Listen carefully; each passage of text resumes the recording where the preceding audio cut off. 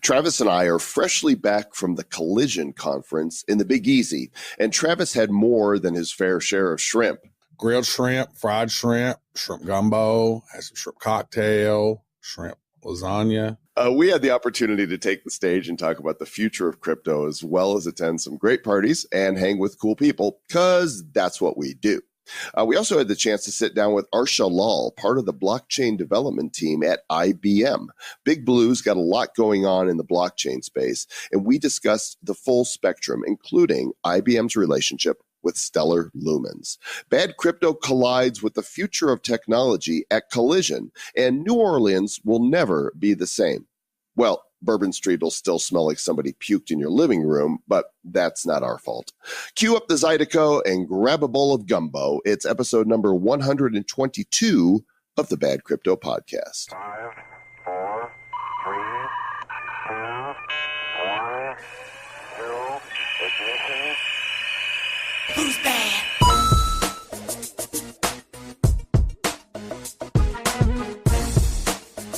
This is Charlie Lee of Litecoin fame. This is Chris J. Snook, Executive Chairman at the World Tokenomic Forum. Hey, this is Scott Adams, creator of Dilbert. You're listening to the Bad Crypto Podcast. Stay bad. I'm John McAfee, and I've been on with these badasses on Bad Crypto for the past hour. I'm very happy to leave them, but I will tell you this, they are badasses. Thank you. And it's the Bad Crypto Podcast, freshly back from New Orleans. And Mr. Travis Wright, you did enjoy that local eatery fair, did you not? Well, it was good. It was good stuff. I mean, you are, quite frankly, a big baby when it comes to eating at a place that only has seafood. So we had to accommodate your needs, but I still was able to get some shrimps in. And they didn't have any green M&Ms either. So, you know, it's kind of... like, no, we can't go to that place. Let's go to the meadery. Oh, the meadery was great, man. Come on. Tell me the meadery wasn't awesome. Well, the meadery was most awesome because of all the amazing people that we had around that table. We had like 15 people at our dinner there that we hand selected, and every single one of them was awesome and hilarious. Hand selected. You make it sound like there was a menu for people. We'll have a little, let's see, Sarah Austin, Brian Kramer, and a Larry Wong. And Yeah, we'll have a little bit of that. Zilla, it's the ICO app. It's back. It's in the App Store. Hopefully by now you've downloaded it. If you're on iOS, why not? And if you have, we'd love to know what you think about it. You can find various ICOs and check out what they are all about directly through the app. The wallet and chat are going to be activated soon, as well as an Android version for all you people that have laid down your lives for Google. You'll be able to get that as well. Download the Zilla app. It's in the App Store, Zilla. Go get it today. Yay. Yes, and we had the awesome fortune in New Orleans. There was a big, huge booth for IBM in the floor there at Collision, and it said, ask us about IBM blockchain. And Joel walked by and said, yes, I want to ask about that. And then Joel went out and bird dogged and found the person who was at Collision in charge of IBM blockchain, and convinced her to convince her higher ups to let her on the show. Yeah, and she said yes. Actually, I didn't have to bird dog much because she was the one sitting under the sign that said, ask me about IBM blockchain. Her name's Arsha Lal, and let's get to our feature interview with her right now. Joel and Travis live from the Collision Conference in NOLA. That's short for New Orleans. Nolans. You having some of that gumbo here, Travis? I have had zero gumbo. I've had lots of shrimps, though, Mr. Joe Combo. Boiled shrimp? I've had boiled shrimp. I've had fried shrimp, grilled shrimp, shrimp kebab. I've had baked shrimp. I have not had shrimp gumbo. You need to get. I had shrimp and grits. You told me that was really good. It was amazing. Well, you know what else is really good? As I was walking the show floor, I came upon the letters IBM, Big Blue. And they've got all kinds of initiatives here at the booth. They're doing some VR stuff. But the one that caught my attention, of course, was IBM blockchain. And there was this woman standing over there. Talk to me about IBM blockchain is what the sign says. So you know what I did? What did you do, Mr. Joe? I walked up to her and I said, hi. You're so predictable. Let's talk about IBM blockchain. And she's with us here now. Her name is Arsha Lal. And not LOL, though, LAL. Because, right, you get that all the time. Yeah, I do. But it's still good. Still a good one. It's not good? It's a good joke. Okay, good. I thought maybe I was being bad. That's good, because that's what we do. And Arsha is the offering manager. Nailed it for IBM Blockchain. And thanks for coming on Bad Crypto. Thank you. Thanks for having me. Super excited. Right Yeah. on. So what does an offering manager do? So we basically work to enable our platform to really serve all of our users' needs. So it's front to beginning to end development. So looking at the market, looking at, what do clients really want to see in a blockchain platform, and then any gaps we have, we try to fill that. We manage the development and the design, work really closely with those teams to help build that into the platform, then take it into production and keep iterating from there. What's so cool for us to see is when the big Fortune 100s start doing blockchain stuff, and IBM has kind of been on the front lines of this. I've worked as an IBM influencer, social influencer, for a number of years, and I've kind of, I've heard rumblings of this, and you guys are actually working on a number of initiatives. So we want to find out what you're doing, and you can start anywhere you want. Yeah, no, I think it's been amazing to see how IBM's really been trying to pioneer this field, and one of the most interesting things is it takes a very industry-first approach, so we're working in a variety of industries, and our VP always says blockchain is a team sport, so really trying to enable networks within industries to grow and get all the right players on them. I like that. Can we steal that? Blockchain is a team sport. That's Jerry Cuomo. Quote, Bad Crypto. That is good. Put a little trademark on there. We'll go ahead and get trademark. It's a great quote. Screw you, IBM. We're trademarking that. That's something we all kind of abide by, even the way we work, but especially in really trying to enable companies to get the right players on their network, and really use blockchain to their advantage. So some cool stuff we've been working on, and people have seen the food trust announcement, so we work with Walmart on really trying to enable their entire distribution to have visibility. So if you see bad spinach and you want to trace that back, how do you know which farm it came from? On the Bad Spinach blockchain. The Bad Spinach blockchain. Spinach chain. Nice. So you guys are working with them to sort of optimize their supply chain. Yes, exactly. To optimize it to, there's so much money spent on dispute resolution when ledgers don't match up. So really, how can you all just be on one ledger? So we work with Walmart, Dole, Kroger, a variety of companies on that exact use case within the food industry. But we also we have a joint venture with Maersk on really trying to bring down the paperwork and add a bit of immutability within shipping containers that go worldwide. So different use cases like that, and something we've been looking at as well, and we announced this was our work with Stellar and ClickX on a cross-border payment platform. Yeah, we've talked a lot about Stellar. Yeah. Stellar was one of our very first interviews. We had Jed McCaleb on the show. And back when it was at 2 cents a coin.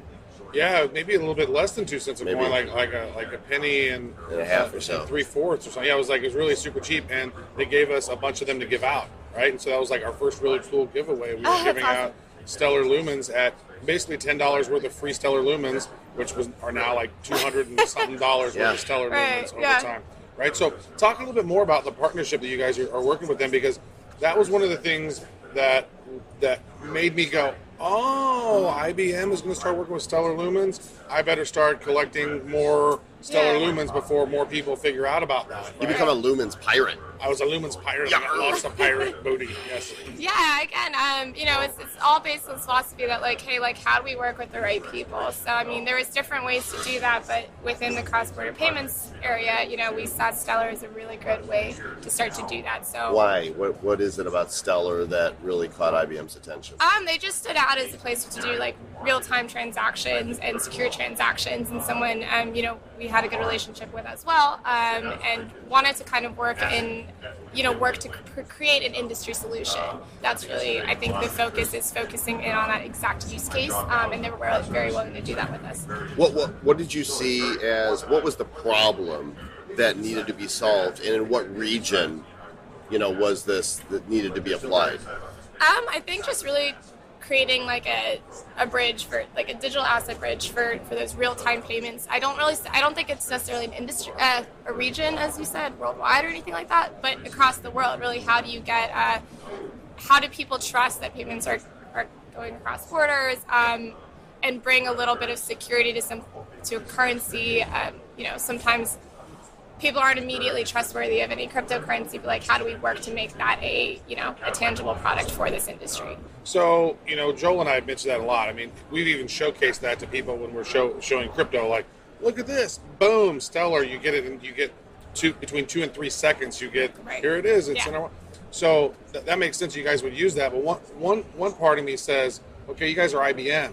Why didn't you just build your own cryptocurrency and sort of build it in with your own sort of blockchain solutions? It was interesting to see how you guys were partnering with Stellar instead of creating your own platform. And so, the methodology, the reason behind that? Well, I would say, just, overarchingly, it's not about reinventing the wheel. It's not about doing everything on our own. So most of these, again, as I touched on these industry solutions, they're not us working on our own and just trying to sell something. It's, hey, let's take someone who's already doing this really well and let's really specify to a certain client base. We have tech and we have tech expertise, but we don't necessarily have the experience Stellar has in building out the solution they built out.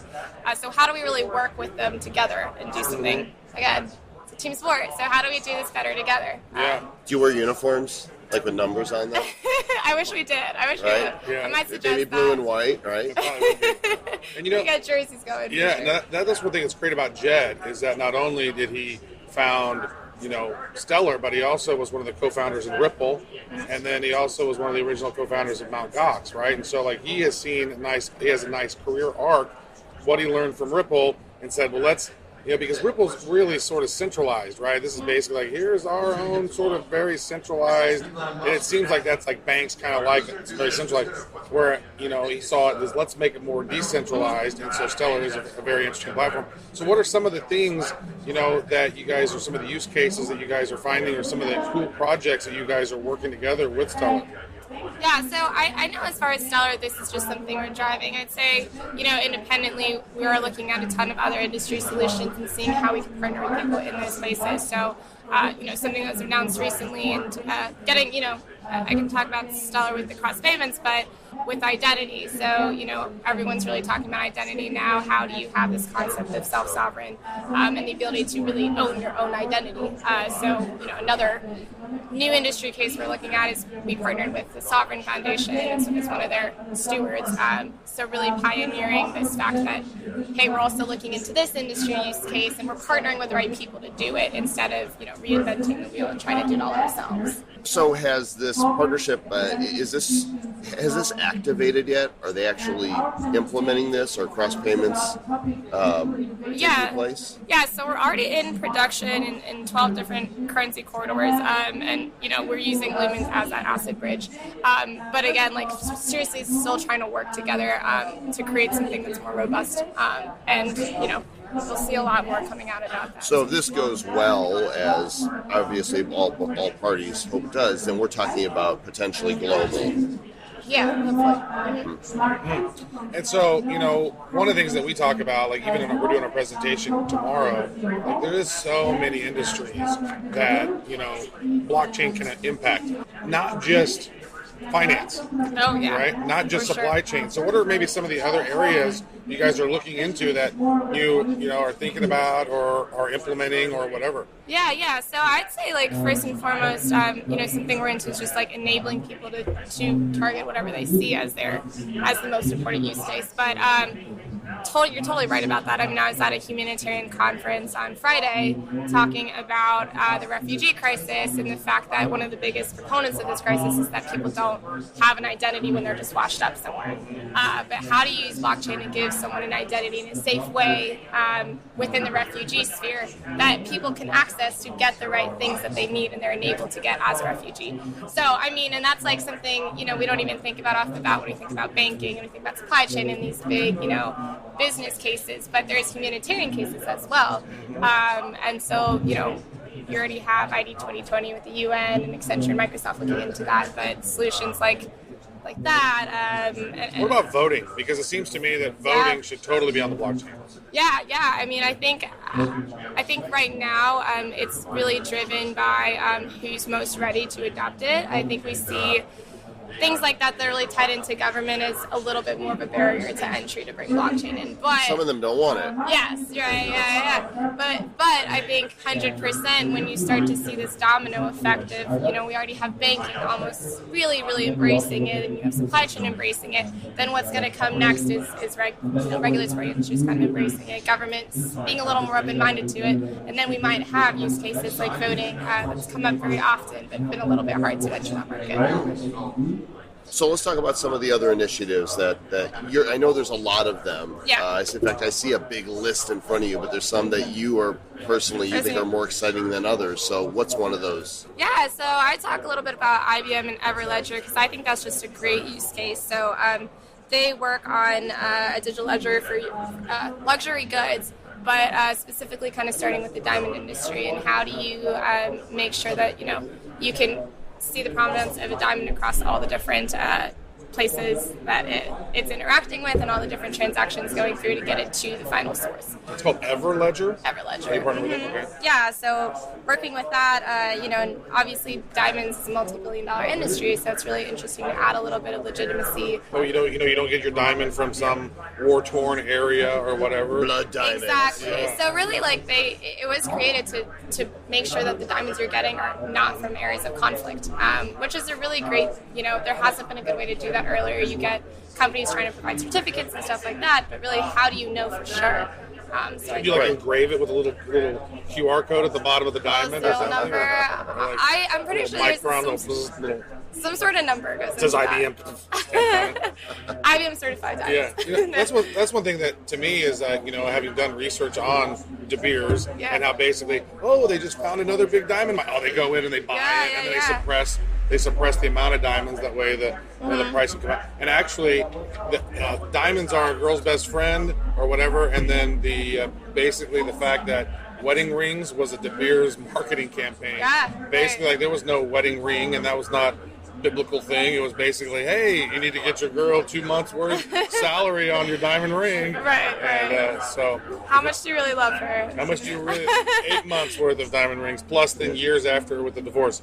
But so it's, I really love her a lot. So that's pretty cool. So I know there's another company, V-Chain, based out of China that's kind of doing some stuff with luxury goods, where all those factories in China are creating like the Gucci bags. Yeah. And that's one thing that's interesting about that with those luxury goods is, like, say for example, they want to create 50,000 Gucci bags. Well, they'll get enough fabric to do 60,000 Gucci bags in case they make mistakes.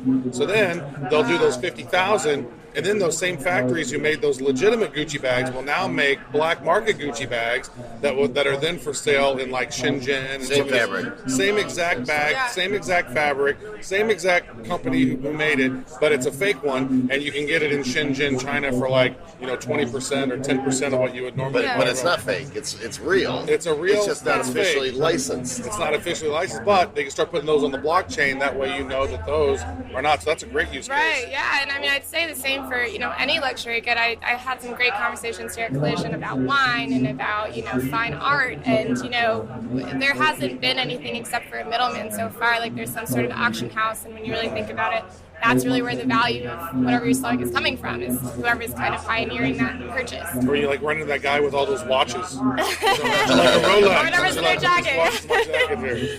How quickly is IBM iterating on all this? Are they really staffing up, across blockchain solutions? Yeah, I'd definitely say it's one of the most incredible parts about working in blockchain at IBM is it is moving so fast. So it is constantly kind of an adrenaline sport where we're trying the best we can to really understand what's going on in the market and try to find the best way to serve needs that haven't been addressed before with blockchain. I want to talk a little bit about Hyperledger. Yeah. So that's one thing that we've discussed it a couple of times and mentioned it, and other people have mentioned it. But what exactly is Hyperledger, and how does that work within IBM? Yes. Why is it so hyper? Why so hyper? Has ADD. Needs to chill out. So basically our start with blockchain was we built our blockchain platform on top of Hyperledger Fabric, and the reason was in evaluation of many different protocols, but also IBM contributed a lot of code to the Linux Foundation to help build Hyperledger Fabric into what it is. That's an open source platform. It is an open source. So IBM contributes, takes pride in contributing contributing, to the open source as much as we do with building the platform as well on top of it. What we saw is, clients still need an easy way to start building, so that's where we really created that platform layer. But of course, still running on Hyperledger Fabric. We always encourage people to build on Fabric as well, use Hyperledger Composer. And one of the differentiating factors that really pointed us to using Hyperledger Fabric is the fact that it's permissioned and immutable. So you have a lot of permissionless blockchains, but what we really saw is we're building for business here, and permission is really the way to go in that space. You don't want some random schmo just getting in on your network. Not ideal. Accessing all of your data. It's probably the antithesis of what they want. Exactly. So Hyperledger, open source platform, and you were talking about the Composer. What's the Hyperledger Composer? So that's kind of the dev tool to build applications, and then Fabric is we built the platform on top of Fabric to really go into production with your network. So if you're a business and you say, hey, I need to have a blockchain for my business, and you need an enterprise level solution, how does that process begin? Yeah, so right now we have two plans. So starter plan is really where you would you can create your app with Composer, bring that into starter plan, really demo and POC your solution. We kind of built that because we saw that many clients still need a way for a couple months to just be in that demo POC state to see how networks would how peers and members would interact with each other, and then you can push into production with our enterprise plan, which is a full, enterprise grade production network running on IBM blockchain platform, running on Hyperledger Fabric. Yeah, IBM has these stereotypes going way back, right? Because it was like my father's tech company, right? That's and big blue wingtip shoes and all that and suits. How is and I know that's been changing as an IBM social influencer. I've seen that there are elements within IBM that are like, hey, let's be professional, but we can represent ourselves a little more culturally lax, I want to say, chill. So how is blockchain affecting the culture within IBM? Yeah, I think that's a fascinating question. One of the coolest things about working on the blockchain team is really we're kind of a startup within IBM. If you really think about how long a lot of the products at IBM have been around to reach where they are, they've been around quite a while. So they've really gone through a lot of the life cycle, whereas we're a relatively new group. We're scaling very fast. We're growing at a rapid rate. But we do have, because blockchain is the industry we're working in, we do have a lot of this startup culture that I think resonates with industry. So I'd say that goes into how we work with our design and dev teams. I've never really seen a group at a big company work like this. So we work super closely. We're always in the same meetings. We have scrums. We have, completely agile. And as you mentioned earlier, we're just rapidly iterating. Everybody needs scrums, Mr. Travis, right? Scrums are the best thing that have ever happened. I would imagine that there's some people, IBM's, how many people work for IBM worldwide? A ton, and I don't know. That's a big number. Last time I saw it was like 300,000 Yeah, a lot. Somewhere between a crap ton. And so, that there's some of the old guard that are still there that are like, blockchain, mainframes are the future. Get off my lawn. Right, and I think it's all about really trying to get everybody on board. I think even, any group at IBM sees value in blockchain. So one of the really great parts about working at IBM, when you have experts in Watson, you have experts in AI and you have experts in machine learning, literally any technical that you could think of, you have an expert at it in IBM. So how do we even leverage those skills internally to, build out these industry solutions? That was one question I wanted to ask. I'm glad you mentioned Watson because, AI and Watson, that was just such a fascinating phenomenon that when Watson was on IBM or was on Jeopardy and won. There are some people that don't know what Watson is. So why don't you go ahead and explain? So if you want to maybe explain what Watson is, and then how is Watson, integrating within blockchain, and what can people maybe expect in the future from that sort of combination? Yeah. So I guess Watson is kind of our primary AI sort of integration. So we have Watson Assistant, Watson Chatbot, but it's always meant as something to integrate into whatever solution you have. So again, people who are sometimes clients of ours they might come to us with already having a Watson integration and want also to integrate blockchain. So part of it is how do we make those all work together? But, I think both while, there is a hype that the hype is real for Watson and AI as well, it will be something where you will start to see solutions that have blockchain, that have AI, components. So how do you make that all work together? The hype is real. Yeah. The hype is real. How many people would you say that work at these companies that are like, oh, we need blockchain? Like, they don't even know what blockchain is or what it does, but they're like, oh, we need it. Yeah. How do we implement it within our company? So I mean, it would seem to me that because like we have conversations with people all the time, and they're like, I've never even heard of the term blockchain. Yeah. So how are companies sort of adopting this and beginning to approach the process? Yeah, I think number one is our approach to educating.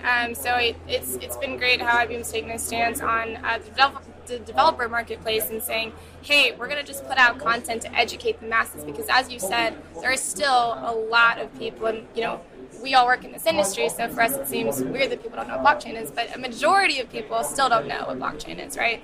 So how do you educate those people? How do you make them see it in a real light, leading with use cases, leading with business cases? So that's number one, is educating people. But the other thing is, not overselling the promise of blockchain. And I think that's sort of a responsibility that any company selling blockchain solutions has, is, hey, like if it's just you and one other party and you're not transacting a really high value good at all, don't invest your money in blockchain. Like, you don't need to. But if you do have a solution that really blockchain is the only way you could do it, that is where we want to be.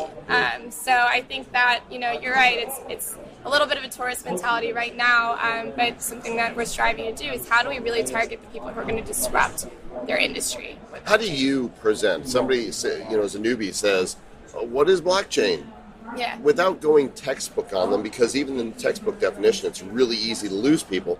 How do you explain it in the simplest terms? For sure, yeah. I've definitely had a lot of party practice at that. So just casual conversations. Try to practice that on my friends as well. So practice on us. Yeah. Explain it. Let's pretend that we know nothing, because we know just a little bit more than nothing. Yeah, I mean, I'd say leading with business cases is what people really understand. So I always start with saying, hey, any business runs on multiple transactions happening. That could be the transfer of an asset, that could be the transfer of money, it could be transfer of information. But anytime that happens, it's recorded somewhere. And usually every party in that network, or in that, in that supply chain, in that distribution, will record it in their own ledger. And what you have with that is just multiple sources of information, and while you might share them, there's still an opportunity for discrepancies, for disputes. So really the premise of blockchain is having one ledger where everybody records, those transactions happening, and you remove the need for a middleman. So that's kind of the premise. Notice she didn't say decentralized. She didn't say immutable, right? She didn't use any of the words. I'm like, what are you talking about? Right. Yeah.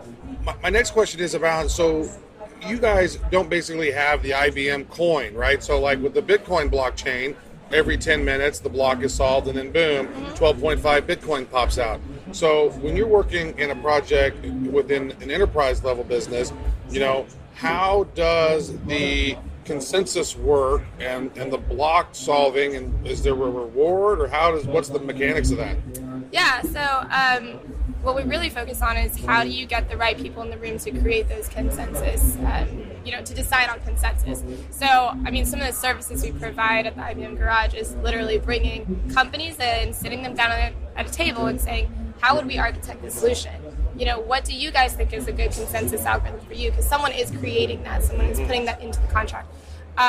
Right, so it's really we do like design thinking workshops to figure that out. So we bring companies in the same room and literally go through an entire design thinking workshop for them to, figure out how they want to look at consensus, how they want to look at inviting other members, decide those things together. So it's a pretty personalized approach, and I think that's just because, again, business relationships, a lot of times you have to figure stuff out together, and sometimes it's in the same place, or at least facilitated in a way that's a workshop. That's great. That's in the IBM Garage. That's the original.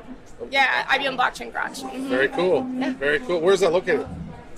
We have a couple locations around the world. We have the one in the U.S. is based in New York, but it's all over the world. You guys blockchain businesses all over. Oh yeah, it's all over the world, and a lot of those are in-person locations, and then we'll do pop-up garages if needed.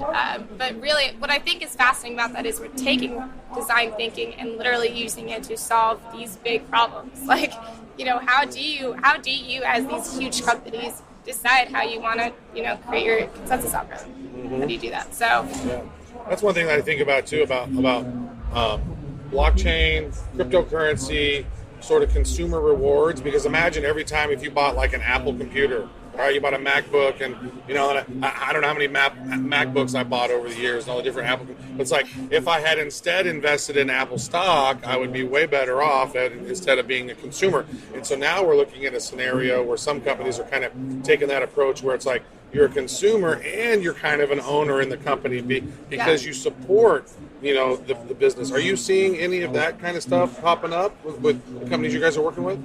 Yeah, I mean, I guess as far as the consumer-owner relationship, I'd still say I think, the incentive kind of systems you're talking about is probably one of the hardest things to tackle at an enterprise level. There's a tremendous worth in that, and I think we're definitely seeing the need that, hey, providing incentives for people to, either purchase or do the right thing even is necessary. I think the mechanism to doing that on a large scale with an enterprise customer has been sort of hard so far. But they're already kind of rich. They're all like, well, I've already made all our money. It's those up-and-coming companies that are like, hey, we'll share the wealth. The wealthy are always like, meh. Yeah. That's exactly how they are. Right. And how do you find the right mechanism to do that, right? Like, how do we, support and know that something will scale well, something will grow, and you can build on that, and we can, add many parties to whatever we're using as an incentive mechanism. But I think, as we're in a market where there's so many people, and you're going to start seeing the right tokens emerge, the right coins emerge. And when you see that, then it will be easier to find the right way to do that. Is there any other thing that's going on at IBM blockchain that you maybe would like the citizens of Bad Cryptopia to know about? What's going on over there? I would definitely say, our starter plan, that's our, beginner plan on our IBM blockchain platform. It's free right now. It's in the free beta. It will be free for 30 days even when we GA. But if anyone's interested in just tinkering, seeing what is Hyperledger Fabric all about, how do you go about creating an application and network in the business sense of things? What's the website for that? Where do they find that? You can find it on ibm.com/blockchain/platform. And we just get started with it. Give us your feedback. We're really trying to, understand what developers want to see as well as what businesses want to see. So, Is there training there available for the developers to start understanding? There's tutorials, there's tutorials, we have samples, so, really we'd love everyone to get started. They're the candy man. Come on in here, we got some free candy. Come on into the ecosystem, IBM loves you, and then you'll be developing teaching people how it works, and you know what? That's great. And that's, that's exactly how you keep succeeding in life, is you keep leveling up your skills. Because we interviewed Scott Adams not long ago. We kept talking about it. I love it. The stacking of the skills. It makes you more employable. If you are a developer and you do not know anything about blockchain yet, or Hyperledger or Fabric, then you know what? Here's some free training.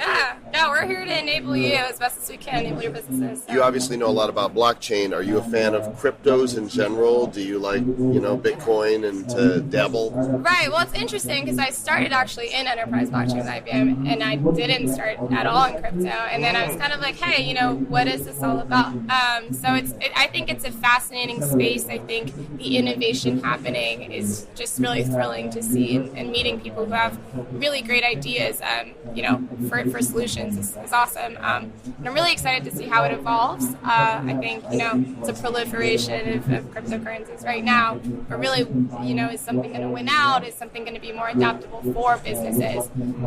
That's very exciting to me. They need to give you a more blockchain-y title, though, right? Because of the offer manager. Like block hacker. Yeah, you have what's your superpower? Probably talking a lot. Oh, I don't know if it's a power or weakness, but I can do that for a while. Words are good. We have that superpower as well, which is why we have a podcast. That is true. So, how did you get into enterprise blockchain and say, yeah, I'll jump into that? I don't know what any of that is, but sure. How did your rabbit hole journey begin? Because that seems really interesting to me. Honestly, serendipity. So I kind of dabbled in probably any high tech that you could think of. So I did AR for a while, I was doing VR for a while, I did robotics for a while. I was most recently working in fashion tech. And IBM let you kind of just move around, right? Oh, this wasn't at IBM. This was kind of before IBM. Gotcha. And really what I saw was, when I was looking for kind of a next opportunity, IBM had just released their Met Gala fashion, their collaboration with Marchesa on a social media dress for the Met Gala. And it's funny because I just looked at that and I was The like, Met you Gala, know, for those who do not know, the Metropolitan Gala. it's just kind of a social ball with a lot of influencers. New York or where is Yeah, it? it's in New York at the Met. At the Met, fittingly. Some of our listeners are not Right, refined. right. They're like, What was the hell are they talking about? The Mets, the New York Mets. Some of our hosts are not Sorry, refined. that's true. I'm very not refined. But I mean, I think what drew me to that was, hey, you have a company that, you know, is thought of as like this big powerhouse of technology, and here they are. They have a gown at the Met. You know, that's crazy. And so it just drew me to IBM, and I said, you know, if they're interested in exploring fashion as someone who just is a tech powerhouse, what else are they doing that's crazy innovative? What else are they willing to take risks on? And I studied finance and product design, so I kind of just ended up finding, you know, my niche in blockchain. You're kind of home now, right? This And it's been a great journey for sure. Well, we are not financial advisors, but I am a title advisor, and so this is my message for your superiors. Give Arsha, a cool superhero title like blockchain goddess or something, right? I could take that. Yeah, I'm sure put they'd that on be your down. business card. They'd be down with that. There you go. Very nice. Well, we're so grateful for you coming on the Bad Crypto Podcast. Any other final words of wisdom? Thank you. I mean, keep innovating, y'all. It's a great place to be. So yeah, no, thank you so much for having Thanks, me. Arsha. I really appreciate it. And stay bad. Great to speak with Arsha and discover more about what's happening at IBM. Always love to hear of Fortune 100 companies that are doing blockchain stuff. Arsha is awesome. Like, not only is she just brilliant, but she's super fun and hilarious too. And that was a great fun interview. And IBM is doing some great stuff with blockchain. That was a great pleasure, great honor for us to be able to sit down with her and chat about what they got going on over there, because they are truly innovating in the space. And we also were invited to speak at the Growth Summit stage at Collision and deliver a tag team 15-minute presentation on the future of cryptocurrency. And it's kind of funny because they had it listed that we were going to debate. And it's like, what are we going to debate? We both like crypto. I mean, it wasn't a debate. It was a presentation. Well, I think that was just how the format's set up, Joel. Is like, if you notice, most of the setup, most of the conversations there were panels or a debate, and we basically busted it out of their little framework, and we decided to do a presentation. And you know what? For you and I to go through and do a quick 15-minute succinct interview or to do a presentation, we had to have that thing tightened up because we like to go off the rails sometimes. But we were able to knock it out in about 15 minutes. And that presentation is available for you guys to check out at badco.in/collision. Our good friend Adrienne Ashley actually sat up front and recorded that. So that's from her Facebook page because Collision has not uploaded our presentation yet, so we don't have the official one. So if you guys want to hear that, you guys can tune into that as well. And what was really cool, Joel, is as we were finished, we were walking away, you were already sort of out and the show producer came up to me, flagged me down, and he goes, "Hey, mate," he's from Ireland, and so I'm not going to do an Irish accent, but he goes, that was grade F and A, but he actually said it. And so grade A, I guess, is great. We were grade F and A, and then they said, "We want you to come to Hong Kong and Portugal and do it again." So that's cool. So does that mean we got an F or an A? I'm not sure which that is. It was grade F and A. Yeah, we actually said word F and not. I'm trying to not be cussing as much, Mr. Joel Com, as you've requested. Oh, did I say that? Did I say don't cuss as much? Maybe I did. What's really funny is he also emailed us beforehand, because they like to organize everything and said, will you be requiring chairs or would you prefer the podiums on the stage? And I'm like, we don't need no stinking chairs and we don't need no stinking podium. We walk around. We're presenters. And many of the people that they have speak at this event, they're not, professional keynote speakers. They're just industry people that, are involved. And so get all the things. We ended up using a podium just so we had a place to put our H2O. What do you think of the event in general? What kind of takeaways do you have from Collision? I've been to Web Summit. Web Summit is a phenomenal event. That's the one that happens in Lisbon, Portugal, which I always seem to call Lipson because that was our podcast platform. Phenomenal. We're going to Lipson. We're going to Lipson. Phenomenal. Yeah, phenomenal. Well, I think the event is solid. I think the people who come to the event and the speakers there are great. I think that they sit down too much. They have way too many panels. And I think that's their biggest flaw. But they are moving to Toronto next year. So I guess they're moving it around every 3 years. They had it 3 years in New Orleans. Now they're moving it for 3 years in Toronto. And they, you know what? I think I love Patty. I think that that he's got a great conference. He's got there's a whole lot of stuff that goes into that. I do not think that particular venue in New Orleans was anywhere near as cool as the venue that they have in Portugal. The venue in Portugal is just amazing. And they have this one stage that's like 10, 12,000 people, can fit in the room. And, and I've never been to the one in Hong Kong, so I'm not sure about that one, but I like it. I think it was great. Great people, very intelligent people, great conversations. I just think they should probably have a few more presentations. But you know what really struck me as unusual is how few blockchain oriented startups were there. Mm-hmm. It was like a lot of people that, had cool ideas for startups, but they're using older, tech to implement them. And I'm thinking it's 2018, not 2008. Why aren't you finding ways to implement more blockchain? Put more blockchain in your business. Well, I think part of the reason on that, Mr. Joel Com, is that in Dublin in June, they have MoneyConf, and that pertains all about fintech and crypto and blockchain type of stuff. So I think the majority of the blockchain type businesses are going there.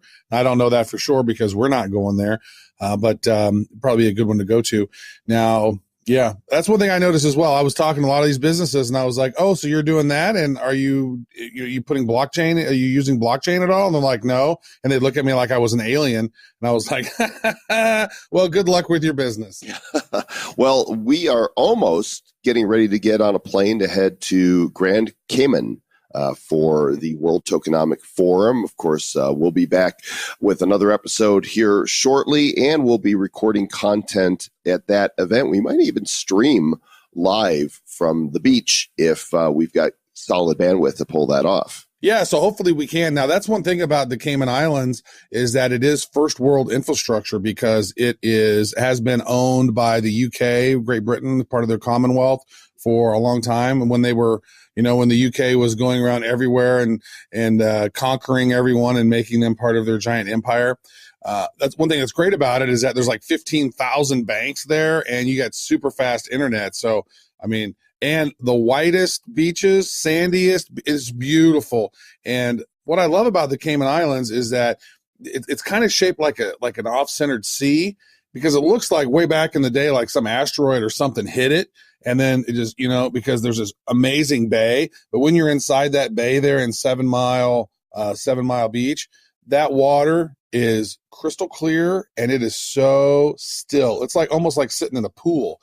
And most amazing place to watch morning sunrises from that beach sitting in the water. And it's all nice and warm. So good. I love that place. Oh, yeah. It's going to be beautiful. So I might not even go to the conference. I'm just going to get all wrinkly in the water. Just going to hang out on the beach. All right, gang. Thanks for listening. We appreciate you. Please take a moment to go to iTunes or Facebook or wherever you are able to review us. And please do review. It used to be Blockbuster was Be Kind, Rewind. Now, what's that? We need a rhyme for this. After you're through, listen to Bad Crypto. And after you're through, give a review. Stay bad.